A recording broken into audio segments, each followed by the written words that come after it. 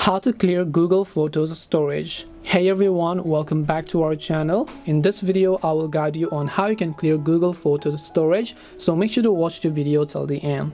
Now Google by default gives you up to 15 gigabytes of free storage for your Google account, which is at least more than iCloud or maybe Samsung's OneDrive or Microsoft OneDrive or whatever. Google at least provides you 15 gigabytes of free storage, but let's say over time, because of all the mails, because of all the contacts and all the photos that you've backed up, this storage has actually gone on to become full. So how do you free up those cluttered space? Well, in order to do this, first of all, we're going to open the Google Photos app here, and then just tap the profile icon. Here you'll be able to see a number of GB or gigabytes that is actually still left on your account.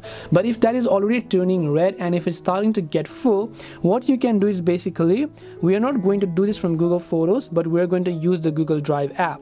So instead, if you have the Google Drive application, you can go ahead and then open that up, because Google Drive will give you the accurate data on how you can go ahead and then basically find out everything, what kind of things are actually occupying space on your Google account. So basically it will give you a list of all of those. So let me tap on storage option. You'll be able to see a list of storage.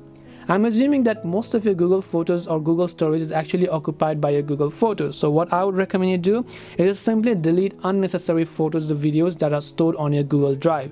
To do this, you can just go to this tab and tap on clean up space here, and then just log in from your browser and clean up any sort of space.